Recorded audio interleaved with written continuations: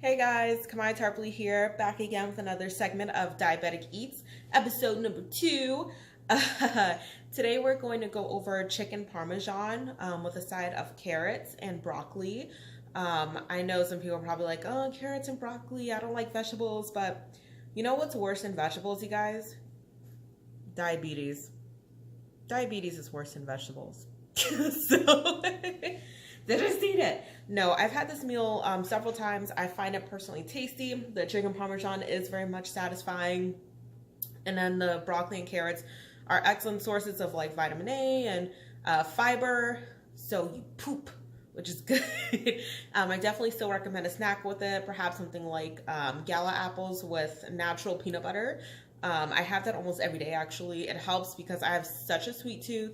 So, you know, you get that sweetness from like the peanut butter and the apples actually, but it's still good for you. So yeah, so let's talk about the ingredients, shall we? Okay, so first, of course, we've got our chicken breast. Some people probably use chicken tenderloins, but I hate those because they have like that little like line in them. It's like a ligament or something, or like a muscle that you have to like dig into to like get out. So annoying, hate it. So I just go with chicken breast, and you know we're gonna split these up as well because it's not 2 meals. We're gonna make it into a few. Let's see here. We've got our carrots. Kroger has them for 69 cents, you guys, for a whole bag of fresh carrots. I think that's a phenomenal deal, especially because it lasts you like a while if it's just you maybe eating. We've also got our broccoli crowns. I don't get the whole thing of broccoli because I'm personally not into stalks. So I just get the crowns and cut them up and everything. You'll see, but it helps. We've got our eggs for the chicken. We've got our cheese. Our cheeses. Baby. Our classical sauce. I personally really like this sauce. It's a traditional sweet basil. It's basically kind of like a marinara. I like it a lot. You don't need a whole lot. You pretty much just need like a tablespoon per piece.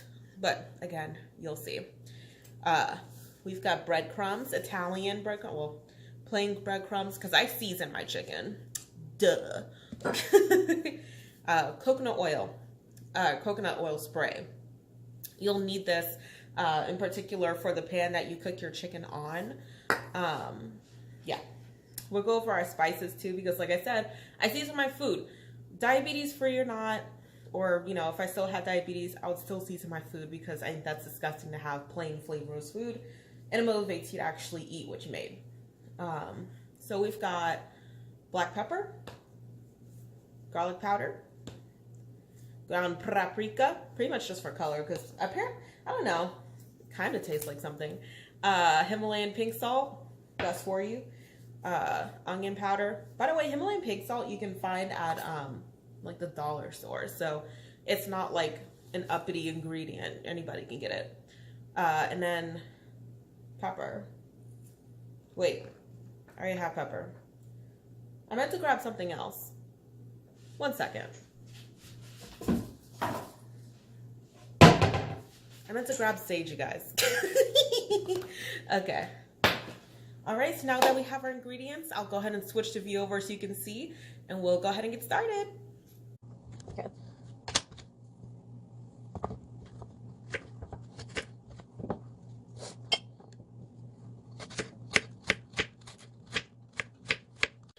Okay, so what I'm just going to do is I'm just actually going to, sometimes I like to roast or, yeah, just like roast my carrots or broccoli, but it does get them a little on the harder side. So right now I'm doing this so that they can actually come out nice and soft. And we'll preheat our oven to 375 for the chicken. So remember I said I don't like the stalk of the broccoli. What you want to do is cut from the head, cut a little bit angled so that you get that stuff. And look, the heads are like popping off. And also with the broccoli, the really cool thing about getting fresh broccoli is that, you know, sometimes you can still see like some dirt and stuff on them. Personally, I think that's a little bit cool because it makes it feel a little more farm fresh. However, the thing with that is you have to really get it in the morsels of the broccoli. Like, you have to make sure they're super, super clean.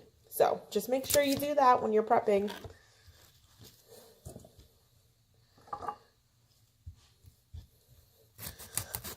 Okay, we're going to put these on to boil as well. If you want to add a little more like seasoning or whatever to it, you can always add like a little bit of butter, some salt and pepper to it. I wouldn't go crazy with it, but you can definitely do that if you want your veggies to have a little more flavor.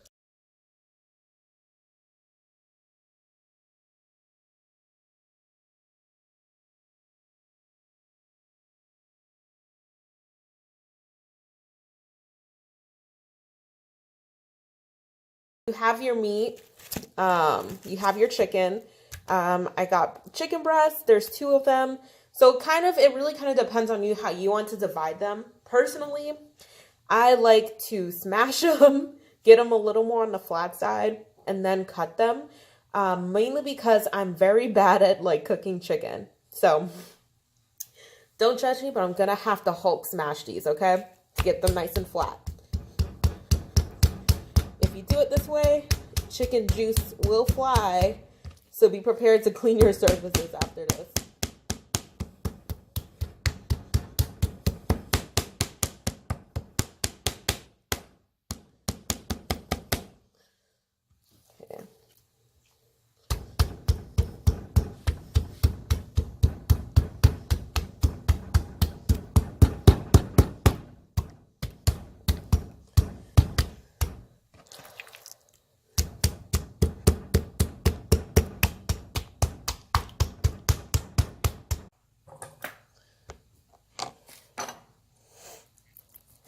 Okay, so I am cutting the chicken so that it proportions out to 5 meals.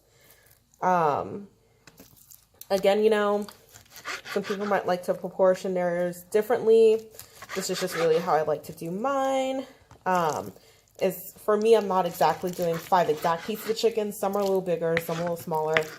But I am going to make it so that I do have 5 meals, So, yeah.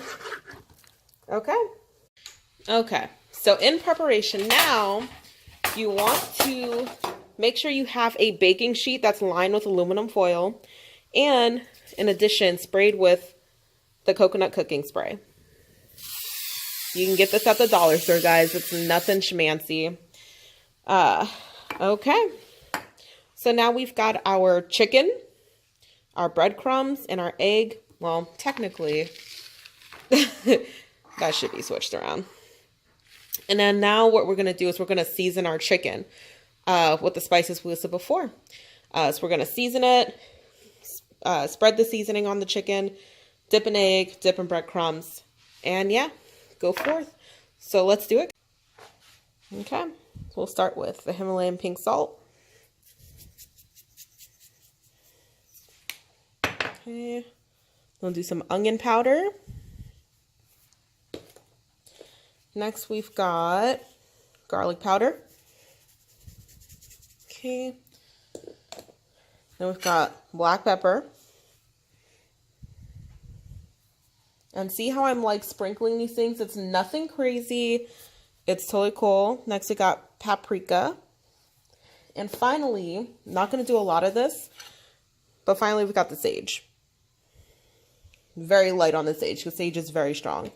And yeah, and just mix them up now.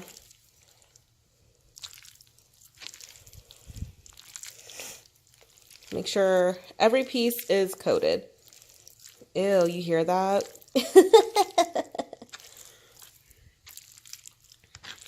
Okay. So, it looks like pretty much every piece is coated now. So, we'll go ahead and start our line. So let's start. Dip. Okay. I'll do another piece. I like to get a few on here before I dip because, as you know, if you ever bread chicken, it can get stuck on your hands like kind of easily. So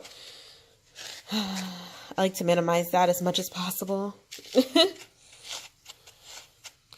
And definitely make sure to coat all of the chicken, because you're going to be mad if you have the chicken. You're like, ugh, this piece is not it. So, yeah.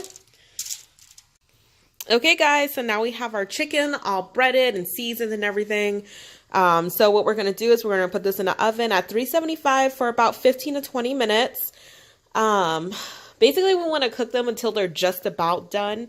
And then when they're close to that, we're going to put the sauce and the cheese and then set them on broil. So, yeah, I will check back in with you guys when it's time to add the sauce. Okay, carrots are about ready. We'll do a little test to make sure. Yeah! All right, success. Carrots been chopped. Carrots and broccoli are donezo. Okay, guys, we're going to take out this chicken and put the sauce and cheese on. So.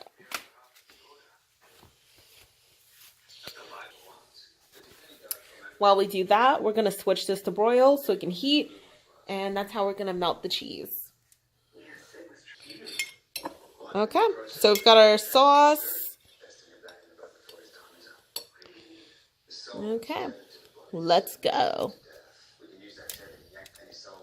And spread what you can. You don't need like a whole bunch of sauce. The pieces are not that big, guys.